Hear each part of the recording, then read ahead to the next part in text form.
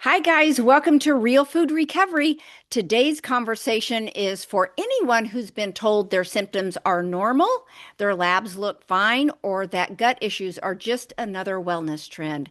Leaky gut, clinically known as intestinal permeability, say that 10 times, is not buzzword science. It's a real measurable breakdown of the gut lining that can quietly drive inflammation, immune dysfunction, food sensitivities, and chronic symptoms long before a diagnosis ever appears.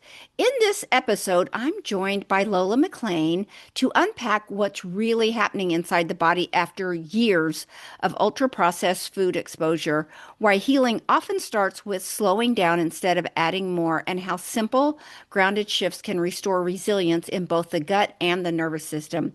If you're recovering from the effects of ultra processed foods and looking for clarity, hope, and a calmer path forward, this conversation is for you.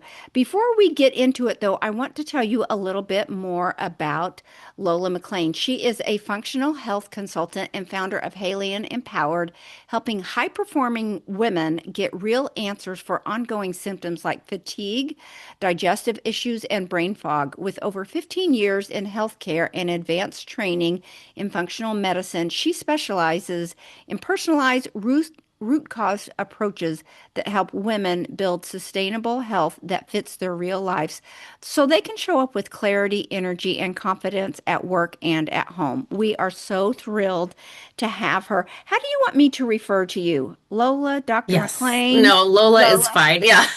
Hey, hey, you Hey, girl. you. Hey, girl. Hey.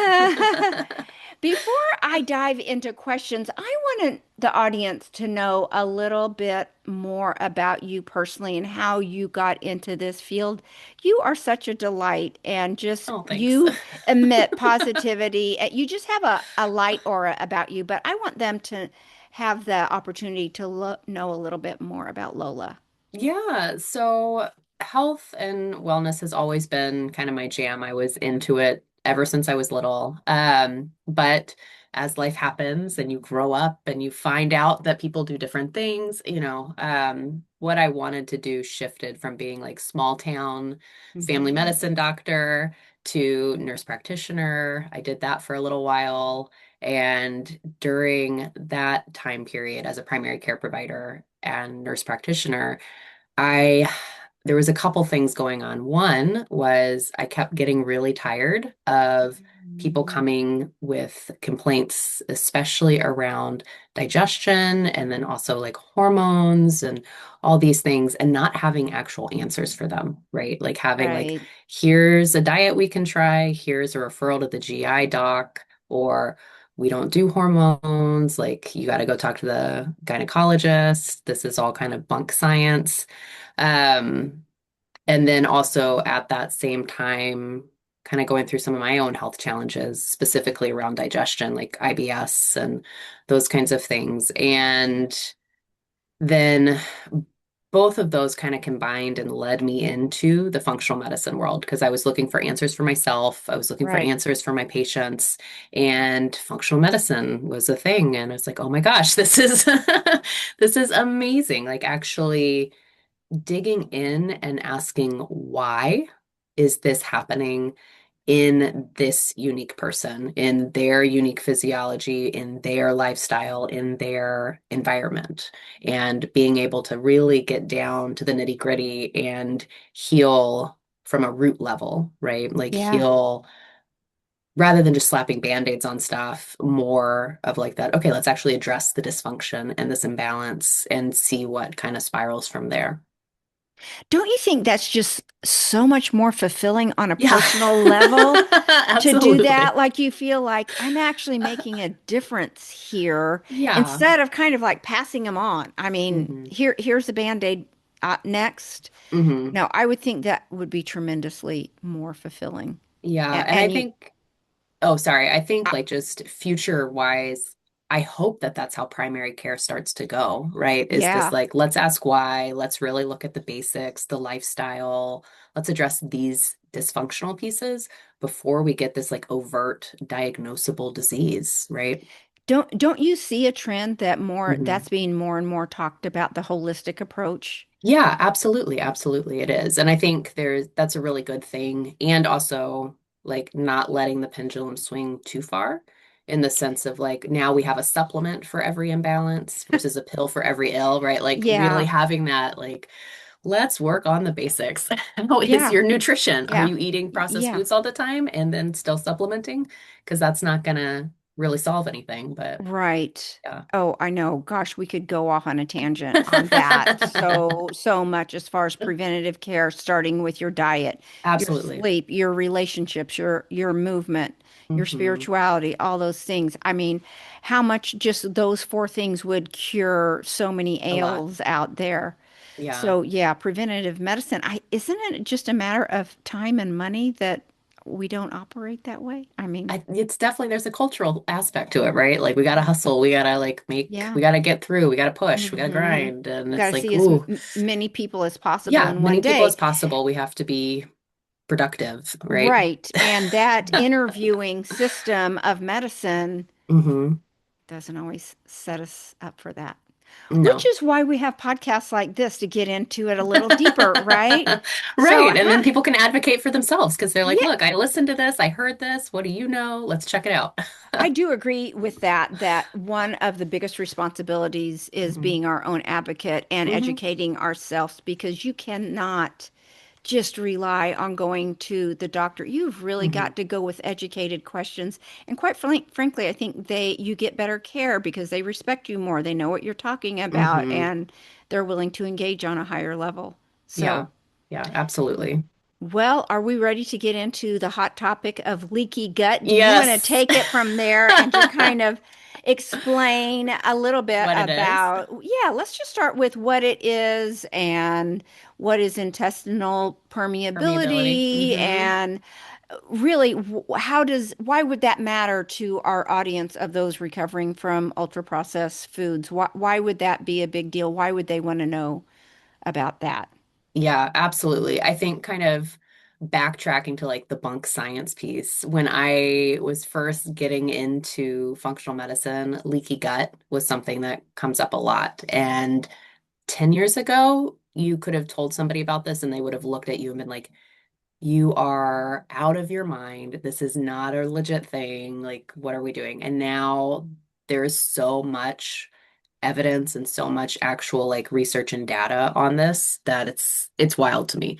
But with leaky gut or enhanced intestinal permeability, when we're talking about that, what we are really talking about is the cells within our digestive tract are really just one cell layer thick, right, within our colon and our small intestines.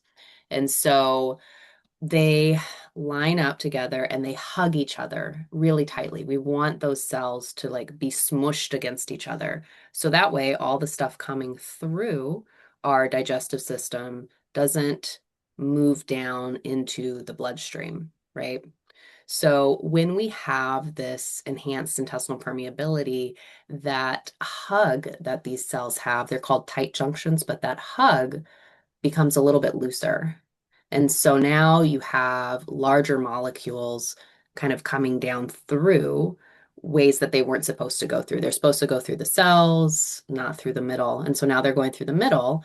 And when that happens, they end up in the bloodstream, but also activating our immune system and kind of creating some inflammation within the rest of our body, right? It's waste So product, right?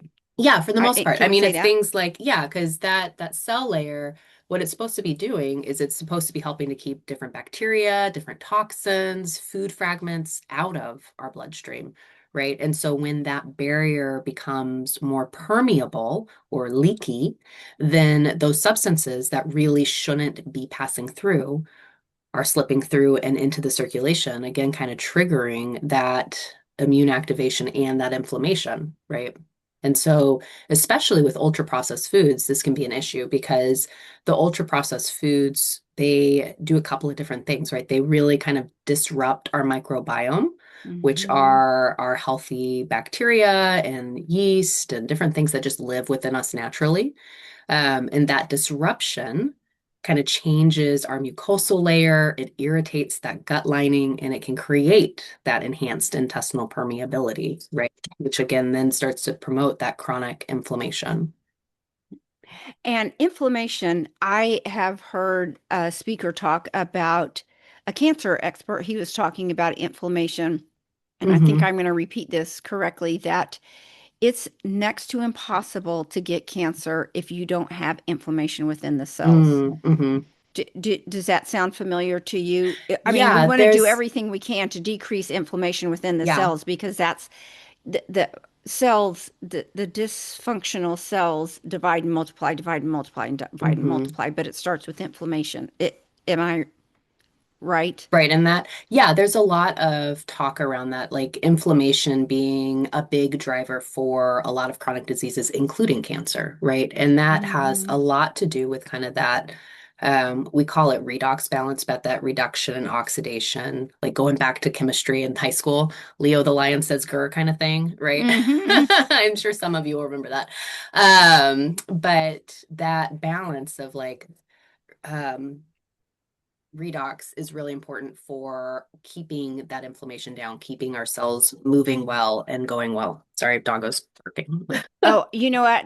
No, we can't hear it at all. Oh, And good. so, yeah, don't worry about that. Okay. Um, and inflammation, not just cancer, but a host of other issues, Yeah, right? yeah, exactly. So things like diabetes, things like metabolic disorders, things like cardiovascular disorders. There's actually a lot of science coming out now, especially with long-term diseases like Parkinson's and Oh, Alzheimer's and things wow. like that also being really associated with changes in the microbiome and inflammation. I love how I've never heard it described as the cells hugging one another. Hmm. And when you said that, I'm such a touchy-feely girl. I thought, oh, it's like they love, that's how they're showing love to Yeah. each other and back to our body because it's a form of protection, right? Hmm. Is there Hmm. any greater form of love than to show protection? A hug. I know. So, The other yeah. way I hear it oftentimes is good fences make good neighbors, right? And just thinking Oh, about that concept of yeah. like, well, you do, you need a barrier. You need a barrier in order to protect the other environments, right? Well, yeah, I mean, you're Hmm. protecting your body from waste products, Hmm. basically, things that you Hmm. don't you don't want floating. You want it to pass through. It's like And get out. emotions. Yeah, it's like emotions, you have these Yeah. negative emotions. You don't want them to just hang in there. We're trying to Hmm. process them Hmm. and get them moving on out. So, yeah, the best thing the quickest way to expel waste is to keep it inside the track and And out the out. system. Yeah. And I also did a podcast once on the importance of fiber. And correct me if I'm wrong on this, but it's the fiber that creates the short chain fatty acids, which are Hmm. like the guards that stand atop a post and keeps the gut wall safe. Happy. Yeah. Yeah, so yeah, fiber is definitely a big component of producing these things called short chain fatty acids because a lot of the microbes in our body, they'll eat the fiber and then that's their byproduct are things like butyrate and acetate. And those short chain fatty acids are basically fuel and help to keep the health of our colonocytes, right? Mhm. So they are the fiber is feeding the microbiome. The microbiome is then creating a substance that then feeds our cells and keeps Mhm. them happy. Yeah. Mhm.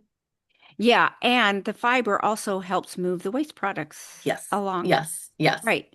So Depending is on what else going on, it can definitely be very helpful with that. Yeah. Yeah, it's just interesting how everything really is set up and designed to work Yeah. together for our Hmm. most optimal self. I had someone who I was talking to about they were a carnivore and trying to say, we don't need all that fiber and that's a Hmm. bunch of hooey. And I'm like, I don't want to be argumentative, but I really do think we do need a lot of fiber. Do Yeah. you want to talk about that for just Yeah, a second? carnivore, like not to not carnivore diet because for some people it is a Agree. really good option. Agree. Um, Temporarily. It's one of those temporary diets, right? So Mm-hmm. you really should not be doing carnivore for like a decade or for even like greater than, 18 months.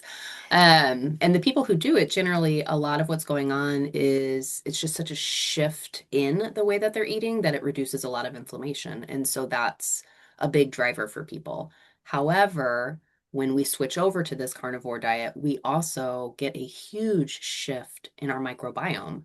And we lose a lot of those short chain fatty acids. And it's funny that you mentioned that because recently I've seen kind of like an influx with people kind of coming into my world and like asking questions about stuff because they've been doing carnivore for so long. And now they're trying to get off of it. And they're like, I can't eat anything. I'm always bloated. I'm always gassy. I'm having all these reactions to foods. Right. It's like, well, things kind of shifted and we need to work on reshifting it again, right? Yeah, that's Yeah. interesting. Do you see that?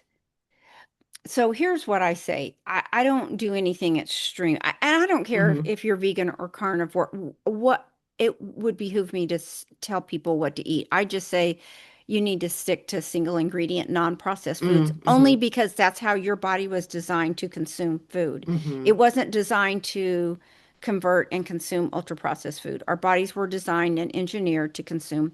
So yeah, it's up to me. It's up to you. But I don't do the extremes just because for me they're not sustainable. Yeah. And so I've tried a keto for a long time, and I just love apples, my Cosmic Crisp apples. I can't do it, and Yeah. I don't want to. So Yeah. I'm just more mainstream, just sticking to a well-rounded, balanced diet. Hmm. I'm not promoting that. I'm not telling anybody else that. I'm just saying Yeah. what works for me. So that's how Yeah. my gut feels And the that's so true, best. right? Because we all also have very unique microbiomes Agree. and Thank you. Talk about that. Yes, yes, yeah. yes. So like we all have very unique microbiomes. And with that too, like our environment influences that so much. So again, kind of going back to those basics, right? Like how is your sleep? How is your stress? How is your physical Yes. movement?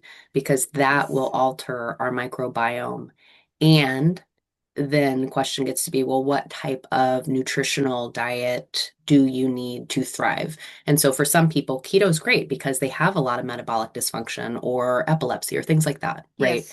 And again, Yes. kind of a temporary piece, like until we get this dysfunction situated, then what happens, right? Then we can shift to a different type of diet or a more normalized diet, just as your body shifts in response to what you're doing. Hmm.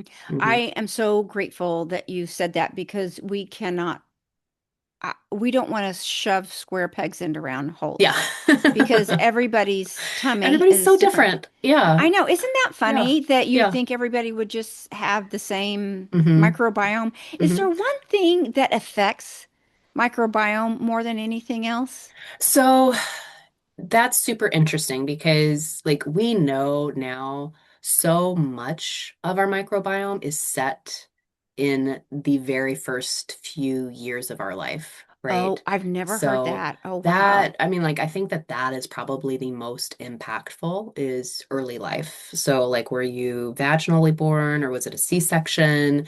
Were Get you out of breastfed or here. bottle fed? Really? Yeah. Yeah, because like if think even just like C-section versus vaginal delivery, right? Like you're going through the birth canal, you're being exposed to all the stuff that's in your mom, right? And so that bacteria, as you go through it and you're swallowing it, becomes your primary first microbiome, right? Interesting. Versus Interesting. C-section, where it's like, okay, now what we're exposed to initially is all of the flora from the skin, right? The hand contact from the nurses and the doctors, the skin to skin contact from our parents, those types of things. And so those two microbiomes look a lot different. One tends to be a little bit more inflammatory because of the staph and the strep from the skin versus all the lactobacillus and things from the birth canal, right? Fascinating. Yeah. And then that That's kind of so, sticks. Yeah. yeah, you don't think about Yeah. that. That Mm-mm. is extraordinarily Hmm. fascinating. Well, I love this conversation. We've gotten off on a little bit of a It can sidetrack, go, but it can go all over the place, Paige. yeah. So let's talk about the things that I think our biggest demographic is women from maybe late 30s to Hmm. late 70s, which all that demographic tends to have more of problems with the bloating, the Hmm. anxiety, fatigue, food sensitivity. What do you think? And by the way, most of those people are just like, oh, well, I have it, and Yeah, that's yeah. they think It's it's normal. normal. Hmm. So, do you want to talk about what is normal, what's not normal? Is it realistic to think I'm going to have a perfect digestive system where I get up and I have a normal bowel movement, I empty to full capacity every day, and I don't have any gas or bloating during the day no matter what I eat? Is that even do real people live like that? Do, so I think there's a part of that definitely, right? Because again, it's about that input. So no, you can't expect that if your normal is running around, stressed out all the time, going and rushing through things and reacting to everything and eating on the go, even if you're eating a very well balanced, healthy diet, not sitting down for meals and rushing through stuff. No, that's not expected. But if the input is different, right? So if we are actually taking our time and sitting down, we've got these well-developed, great relationships, we're sleeping well, we're moving our body, we're getting adequate fiber, we're eating the things that actually nourish us, then yeah, that is very much to be expected, right? That's in a utopian world where our Yeah. parasympathetic nervous system Where we're is just in all like zen charge. and chilled out all the Yeah. time. Yeah. Yeah. It's baskets of kitties and rainbows and glitter coming down from the sky. That would be great. And now that you talked about that slowing down and not eating standing up, I remember Hmm. our last conversation where I committed to not having all my meals in the car from one thing to the next and to sit down, and I forgot. By the next day, I was It was rushed off done. to, yeah. Yeah, yeah. But that does make total sense. And so, what do you say to people? Hmm. Is there a first step in trying to address that to see if, why don't you try tweaking just this one little thing and Hmm. see if that, like, what would make the biggest impact on those types of things? Yeah, absolutely. That what you were talking about is kind of that eating hygiene, right? And that is something that Hmm. I have seen over and over and over again when actually done with consistency and regularity make a big difference for people. Because it's helping us to move from that just like go, go, go, fight, flight kind of mode into an actual Right. parasympathetic state, which Yeah. is Rest rest and and digest. digest, Yeah. right? Hmm. And it's really easy in theory because it's not complicated, right? It's let's sit down, let's look at our meal, let's take a few minutes to just enjoy it, let's chew things thoroughly, Hmm. maybe 15 minutes, but in reality can be very challenging when we've set ourselves up for something different, right? When it's the expectation, like, oh, when our food becomes something other than nourishment, when it becomes a to-do, right? A lot of us start to see food as a to-do, like, oh, Yes. I just got to check this off. I got to get done. I got to meet my macros. I've got to Yeah. like make sure I'm hitting these points. Like, okay, I'm eating 3 meals a day to balance my blood sugar. Great. But it's another thing on the task list. And so that kind of negates that purpose of rest and digest, right? Right. Yeah. So I know people that are listening are like, I wonder if she does it. Do you think she does it? How does she do it? Are you Yeah, good perfect at question. that? No, I am not. And it is definitely, I mean, like I'm again kind of we were talking about culture earlier, like we've normalized this like rushed kind of movement. Mornings, I'm very good at it, right? Because I am like, okay, we're sitting down, we're having breakfast. Usually my 5-year-old Oh. doesn't wake up until 7. I'm a little bit earlier riser, so I've got some time and space. Lunches, that's kind of a hit or miss for me, right? Sometimes Mm-hmm. I'm eating at my desk. Sometimes I'm actually like sitting down and taking the time. Sometimes it's like, oh, shoot, I forgot to go do this. I gotta get in the car. Oh, wait, I haven't eaten lunch yet. Okay, Mm-hmm. kind of a thing, right? Yeah. And then dinners, I mean, we try as a family to sit down and eat dinners together and be mindful about that. With 5-year-olds, sometimes that's a little bit of a challenge. Like, just Yeah. sit down and eat Mm-hmm. your Yeah. dinner, right? I'm Yeah. not a short order cook. I'm sorry you don't like it. Yeah. I know when you said sit down and eat breakfast, I thought people sit to eat breakfast. Yep. I Hmm. mean, in all sincerity, I'm like, I don't know that I, hmm.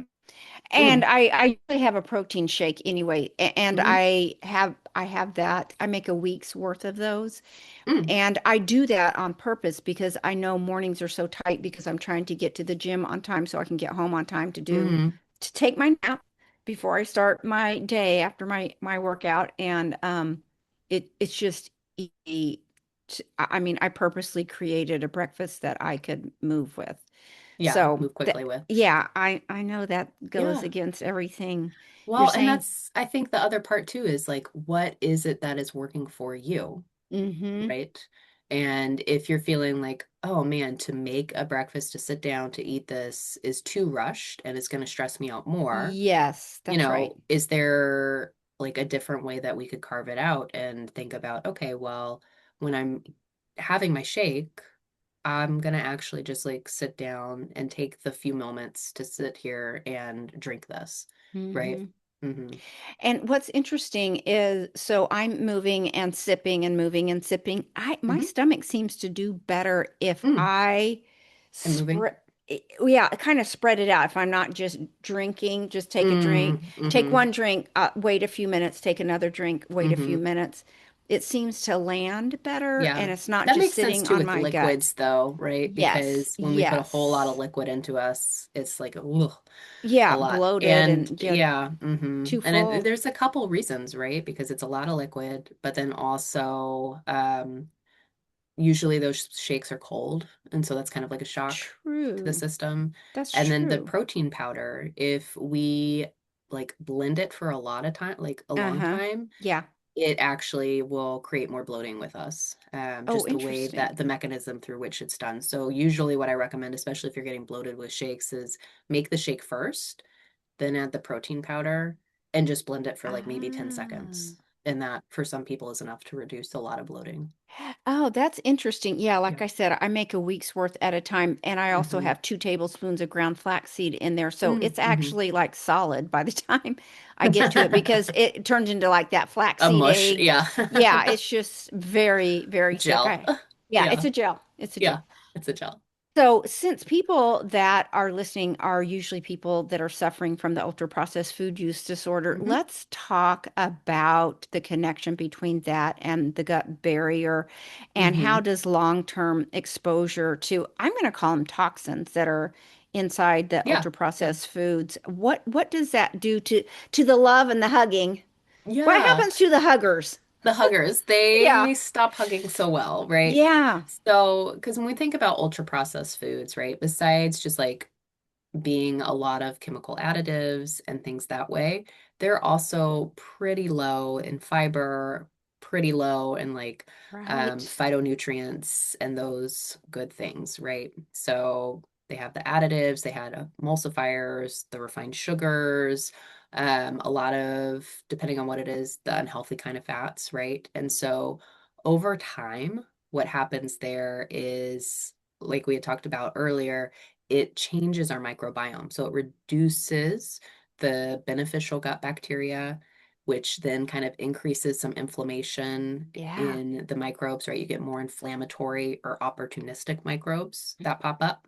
And then that causes a thinning in that mucosal layer because the good microbes aren't making that short chain fatty acid anymore, right? Mm-hmm. Or it's reduced. And then when we have that thinning in the mucosal layer, we get a lot of inflammation. And then that causes those tight junctions to weaken a little bit, and those Mm-hmm. hugs become pretty loose. And Mm-hmm. so then now stuff starts to trickle through and we become reactive to a lot of foods. We get a lot more inflammation. We start to have allergies to things we didn't think we'd had allergies to. We start to get early warning signs of different like autoimmune diseases and those kinds of things, right? So I think that's the big thing is it shifts the microbiome first and then everything else follows.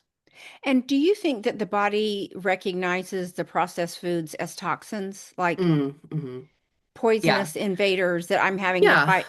fight Fight against? off. Yeah, because I mean, Hmm. when you think about it, like those, our immune system really what it's looking at, it's like, is this friend or is this foe?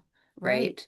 And its whole job is to like surveil and to tolerate. So we don't want it to be overreactive. we also don't want it to be underreactive. We need to have like a nice middle ground.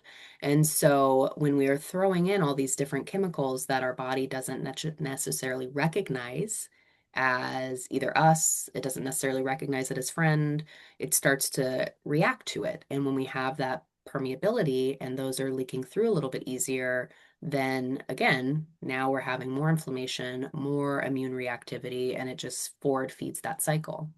That actually scares me to death because especially as I'm 62 and as I get Hmm. older, I think we just naturally take our health a little bit more seriously Hope because so, yeah. there's a lot more on the line, right? And it seems like Yeah. things can go wrong a lot easier. Mm, And the idea of our cells going, what is this? Because hmm. I kind of understand it like I've explained it to people like every bite of food you take will ledger itself. The little mitochondria in the cell is every bite you take, it ledgers the bite to either cellular aging or Hmm. cellular repair. Hmm. Every bite you take. And Hmm. then that's a cascade of reactions Hmm. after every bite you take. And the last thing I want is old lady cells. I want young, vibrant, hot Yeah. cells, You want to go right? backwards in age. Yeah. Yeah. I mean, Yeah. don't you think our food is like, is it fair to say the number one contributor to aging? Am I Can be wrong? food. I think, I think there's a lot there because food is definitely information. Right. And with the information we're giving it, like if you're eating a lot of processed foods and just these things that aren't real food, that's a particular set of information, right? And when we look, Uh-huh. not to knock people, but when we look around at our country and what we're eating, generally speaking, and what is normal, 97% of American adults are metabolically unhealthy, right?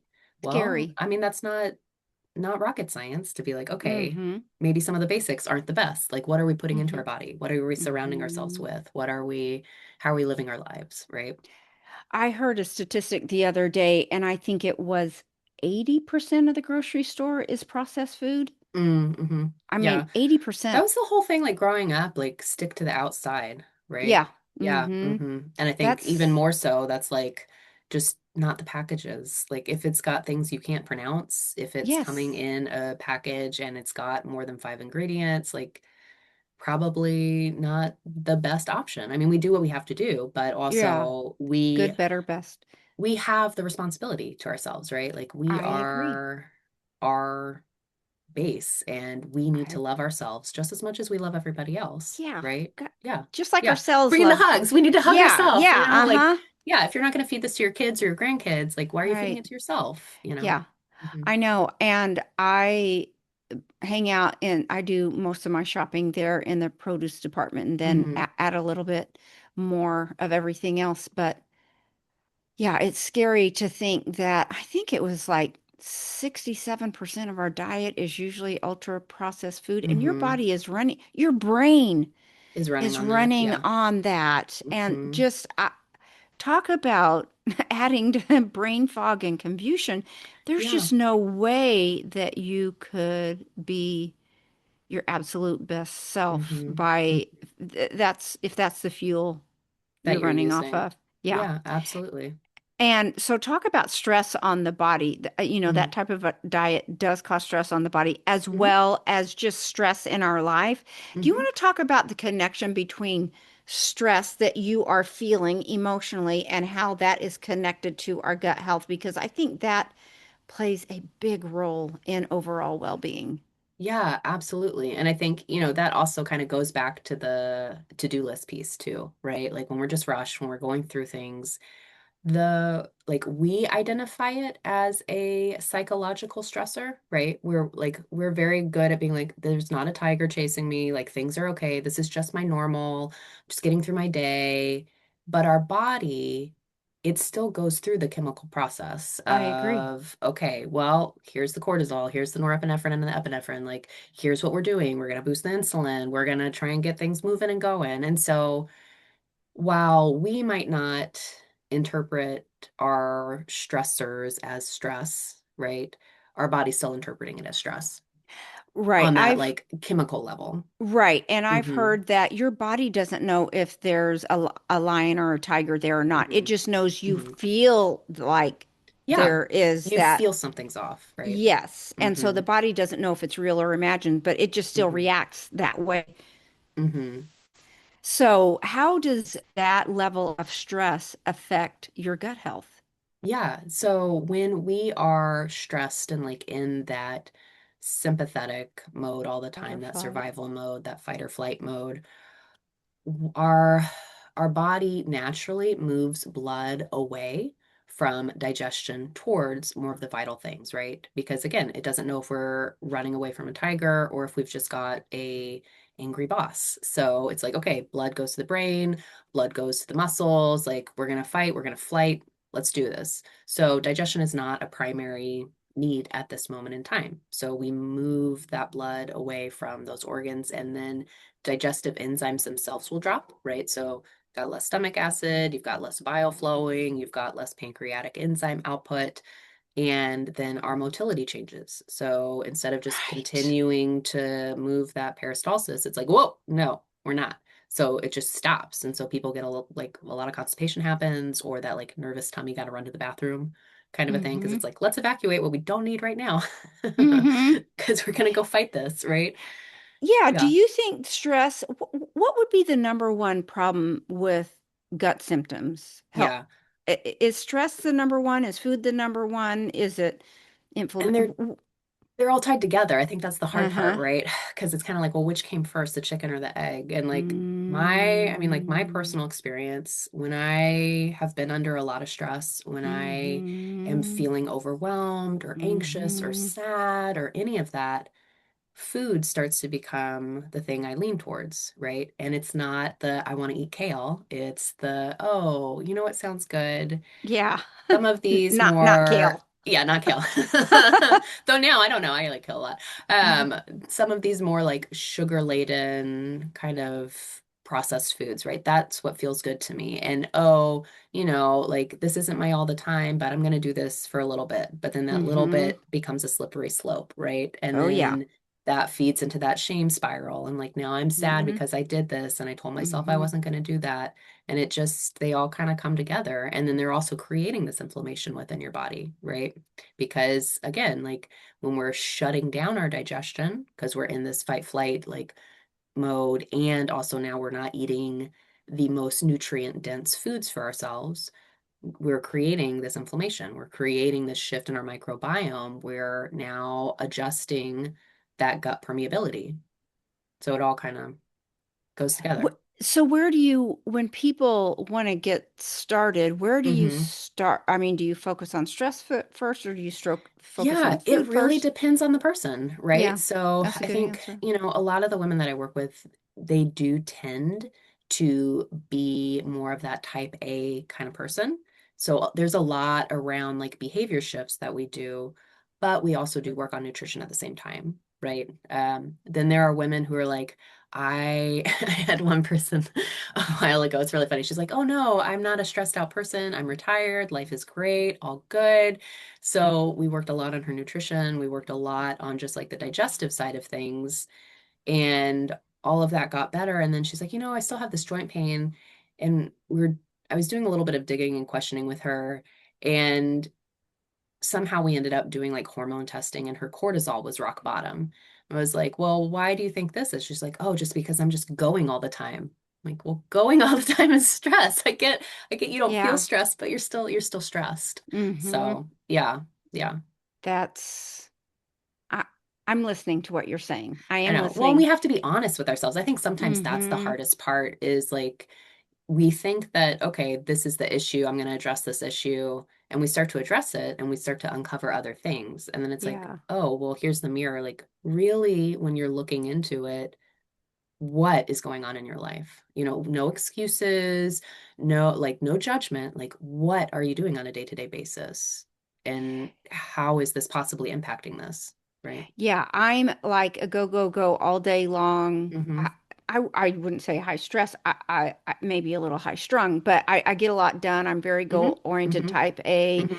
and it's just my baseline. So I've never considered myself under Yeah. any stress. It's Well, just and I that's when we must were like talking it or I about it. wouldn't do Yeah. it. Well, we were talking about it. I'm like, well, what would happen if you just like you didn't do all the things on your to-do list? Like, what would happen if we just didn't do that day. And she's like, I probably wouldn't get out of bed. I would be so exhausted because her to-do list is what motivates her to get through the day, right?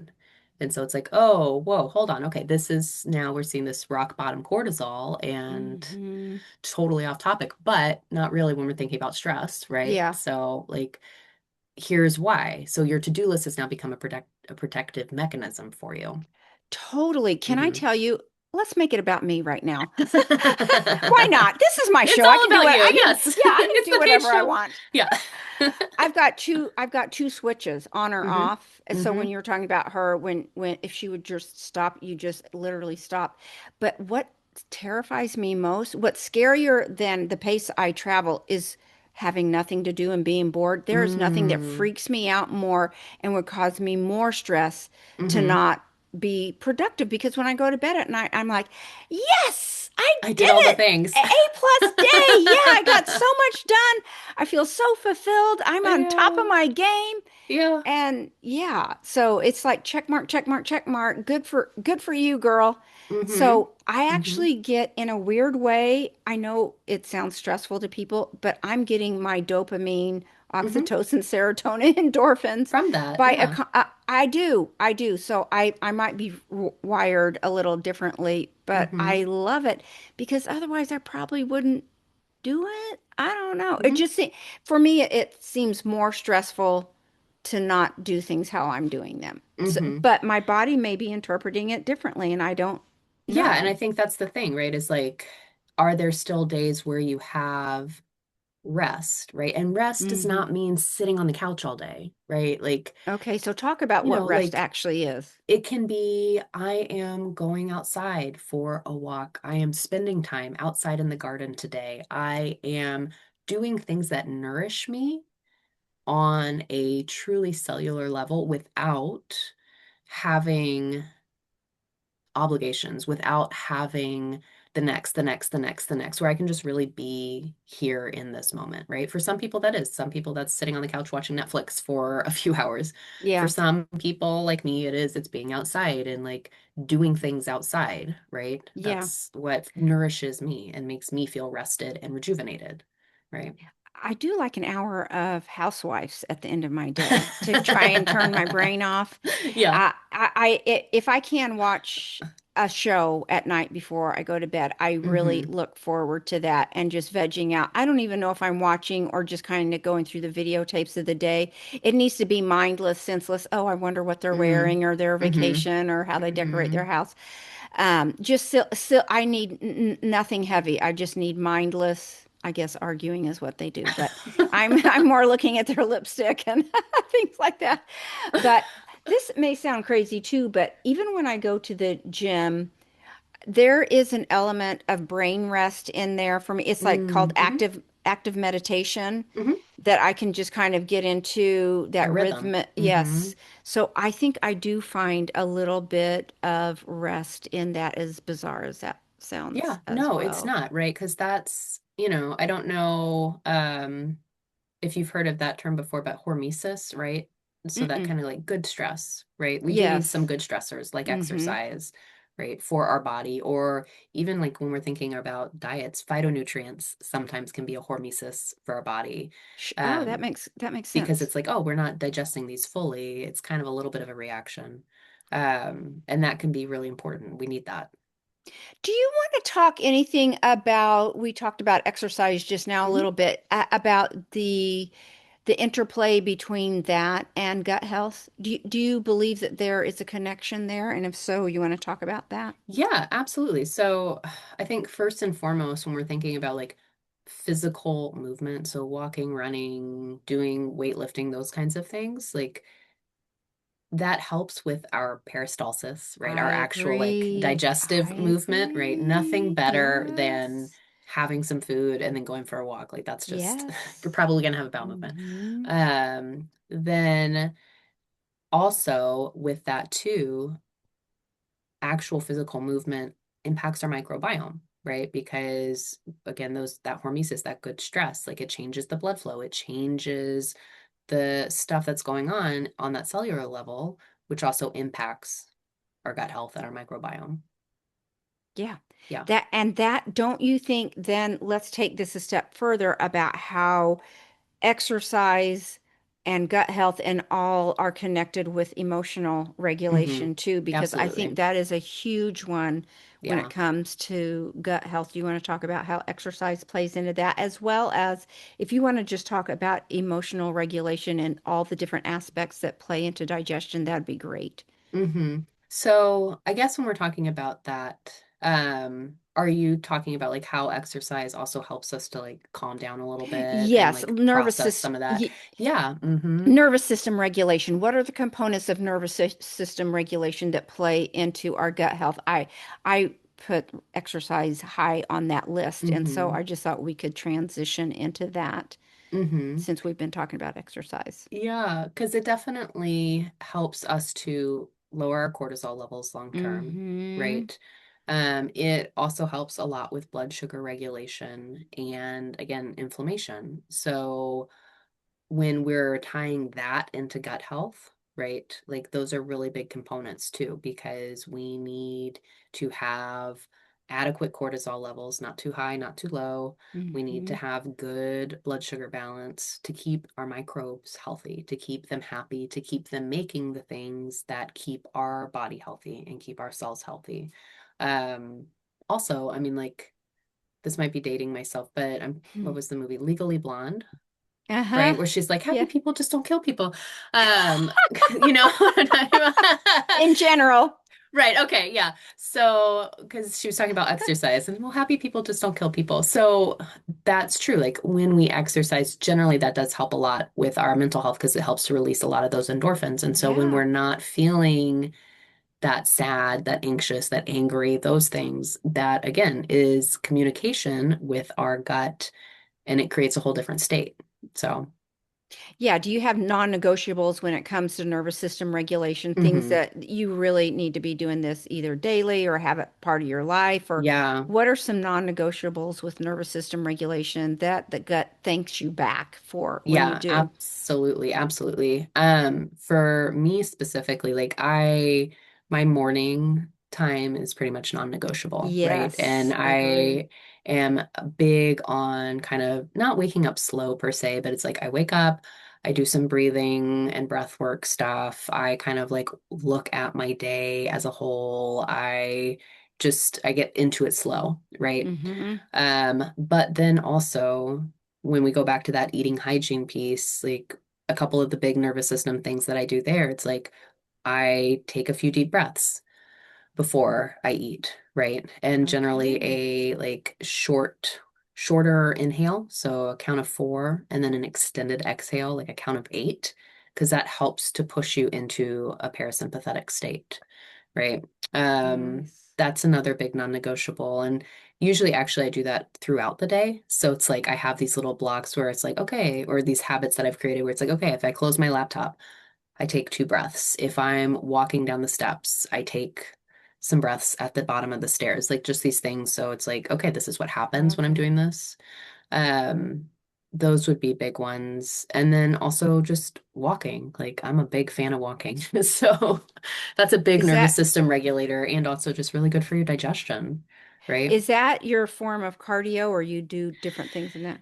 Yeah. So like over the past, I used to be a big runner, love cardio, cardio queen, right? Me too. Used to be, yeah. Yeah. Hmm. And then just like the past 5 years with my own kind of like health stuff, got out of it. And now I'm slowly adding it back in. So the past 2 years, like walking has been my big thing. Hmm. And now I'm starting to add in more cardio. I'm actually we have a race out here called Hood to Coast. Ah, So from Mount Hood to the coast, it's a 2-day event. And basically you run different intervals. So adding oh, running back in. But yeah, then weightlifting is a big one too. So I've started adding that back totally. in. Yeah, Does twice that a have week. any bearing on gut health? Because I've Mhm. shifted from the cardio queen I ran Mhm. for 30 years, and then my old lady hips and knees said, Oh, mm-mm. no So more. I've switched it. Yeah, I've had to switch to different interval trainings Yeah. on machines and hiking and things like that. Yeah. But yeah, does so and now I have really gone to weights in the past decade and nothing Hmm. has changed my body. I'm More than have weights. Hmm. yeah, half marathons did nothing to change the Hmm. shape of my body. Weights Yeah. change Completely the sh changing body yes, composition. Yeah. yes. Does that have any Um, impact on gut health? yeah, it does in the sense of if we think about it as a stressor, right? So if like doing too much cardio, is that a physiological stressor for you at whatever point you are in your life, right? Is that Mm-hmm.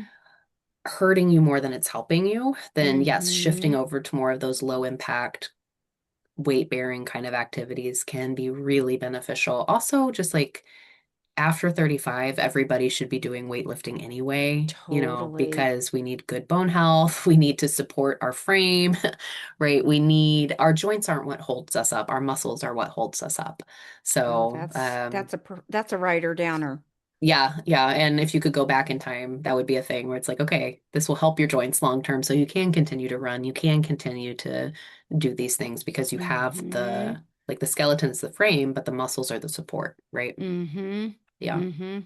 Yeah, Hmm. I love that. I want to make sure to hit this, and I want to be respectful of your time Yeah. about raw versus cooked. You and I don't know if you remember this, but I have always eaten a pound of raw salad a day, and I Hmm. had horrible bloating afterwards. And you and I had talked about this, and I had told you I got one of these little salad choppers, just a Hmm. handheld, it's $7.99 on Amazon, and now I chop the kale, the broccoli, the cauliflower, the purple In the cabbage, smaller the pieces. carrots, the Yeah. peppers.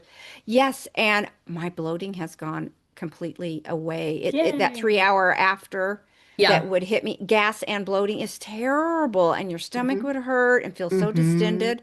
And now nothing, but just by breaking it down into smaller Hmm. pieces Hmm. has made a tremendous difference. But do you want to talk about the difference between raw and cooked? And Yeah. if you have an opinion on what is more beneficial to your gut health? Yeah, so again, it kind of goes back to like what is your current state, right? And like as you mentioned, even just breaking it down into smaller bits has been helpful because it's less work for your digestive system, right? And that's kind of the whole premise with cooked versus raw. If things are cooked or sautéed or like lightly whatevered, they are already a little bit digested. So you don't need to work as hard to process it. And oftentimes, when we're kind of rushing through, we're eating quickly, we're taking big bites and we swallow. Our stomach has to work overtime to really break it down, to really process it. Sometimes it doesn't happen all the way. So now it gets into our small intestines where it's more surface area for bacteria to actually like sit and ferment and Mm-hmm. grow, right? So that's why I like doing cooked foods for the majority of people, cooked vegetables and Mm-hmm. things like that, especially when we're early in on gut healing, right? And why a lot of women, it's like, oh, I've switched my diet. Now I'm eating healthy. Wonderful, right? That's a good thing. And also, you can have more issues just because we're not processing it fully, right? Again, we got to wait Mm-hmm. for that shift in the microbiome. We've got to wait for our digestive enzymes to catch up with us. We got to do all these things. So it takes a little bit of time. This is going to sound ageist, but Mm-mm. is it possible that what my body could digest at 18 versus what it can digest at 62 Oh, yeah, is definitely just, different. yeah, it Yeah. just my digestion just got older. That And there is some truth in that statement, right? Like just naturally, as we get older, we have lower stomach acid, we have a yeah, little bit of less enzymatic capacity, right? Like that's just true. However, there's also ways to work around that. Like you mentioned, the chopping up the food really well, or again, breaking it down with cooking. Those can be really beneficial. Using some things like apple cider vinegar or digestive enzymes or bitters, right? Those can help with that.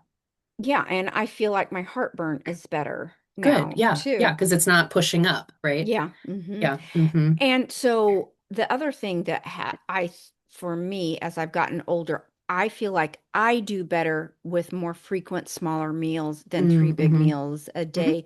Is Hmm. that age related, or is there a better way that people should eat, or is it just an individual thing? Yeah, that's a good question. So, generally speaking, ideally, we're shooting for those 3 meals because we want to have space between so Yeah, I our want to body can talk about that. activate. Yeah, so our body can activate what we call the migrating motor complex, which is just like this big sweep, right? So it's the thing that like cleans everything out, really gets that peristalsis going. And that usually doesn't happen until a couple hours, right? So giving us space to activate that. Also, if the question goes into like, well, why do you do better with the smaller meals, right? Is it because you feel so bloated and distended when you eat Mm-hmm. a normal meal? So is Mm-hmm. that digestive enzyme issues? Is that something going on within the small intestines and the microbiome?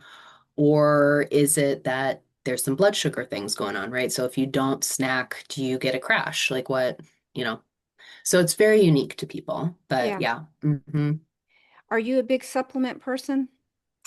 No. If you eat right, you don't need supplements. Um, I think it depends on what you're eating, definitely, right? And like where you're sourcing your food from, because again, 2026 America, got questions about soil, got questions about, agriculture in general and things that way. But for the majority of people, I think if we're really focusing on the basics, there's a lot that we can do without that supplementation. Yeah. And again, that like just because we add a supplement, that doesn't necessarily fix the problem, right? So, taking a digestive enzyme because you have low stomach acid doesn't address why you have low stomach acid, right? We So need your to ask the probiotics, question, yeah, right? Hmm. probiotics, prebiotics, you would prefer to Hmm. get through your diet. Yeah, I'm a fan of getting it through food first. Yeah. And then if, there's still issues like, okay, we can do targeted supplementation for a period of time. There should always be a reason why you're doing it and for a duration. It shouldn't just be like this, okay, well, I'm on this for the rest of my life, or Yeah. somebody told me this was good, so I'm just going to take it. Who knows? Yeah. Right. Oh, I've loved this conversation. This time has It's just gone all flown over the by. place. Yeah. It's gone exactly where we're supposed to go, right? Good. Yeah. Yeah. Where the universe intended Yeah. it to go. Yeah.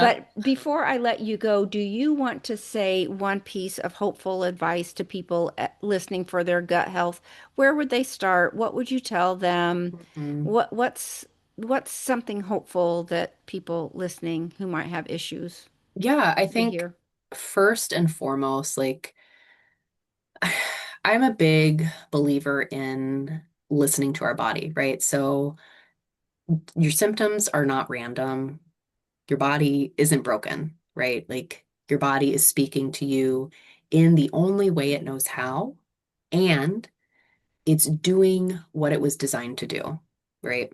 So if you show up and you are talking to people about, well, I'm always bloated or I have this constipation or all these things are going on. Like it's just that we haven't been shown how to support our gut, right? In a way that actually works for us. And so when we really focus on those basics, when we calm the inflammation, when we support the nervous system, we really can heal, right? Oh, I love That's, that. yeah. Your symptoms mean something and you're not broken. Those are the big ones. Yeah, Yeah, hugs. you're just going to be giving yourself hugs all day long, Yes, yes. Just walk inside around and like outside. this Yeah. forever. Do you want to tell people where they can find you? And I'll also put it in the show notes as well. Yeah, awesome. I think if this struck a chord with you, I would love for people to go check out my bloating guide, which is like the 5 hidden reasons why you're still bloated, even if you're cutting out dairy and gluten. That would be a great place to start. But also check me out on Instagram. That's where I am the most. So I love doing education over there, talking to people, getting to know people. So would love to see you. Yeah. And I want to put in a plug for you that sign up for her newsletter. It's Mm-hmm. so good. That's where I get most of my ideas for conversation with her is Good. every time I get a newsletter, I'm like, oh yeah, I should have her come and talk about that. That's so interesting. So you Yeah, do they a relate to fabulous all of job. us, right? Like that's Totally. we all have guts, we all poop. There's all Yeah, yeah. everybody's got stuff going Mm-hmm. on. So Mm-hmm. And yeah. she really does care because I've sent her emails and I'm like, I know you don't want to know about my poop, but I here's do. what's I actually happening. do. And that's what she said. I really do. I really, really do. So Yeah, she yeah. My she 5-year-old is sincere. starting to not talk about it all the time. So now I'm like, who else can I Yeah. talk to? Yeah, that's right. It is a fascinating topic. So, thank you so much for being with us Of today. And if you want course. to find out more about us, you can find us at realfoodrecovery4u.com. That's the number 4 and the letter U. And our book, Real Food Recovery If Food Isn't the Answer, What's the Question, is out on Amazon today. Thanks so much for being with us today. Bye, guys. Bye.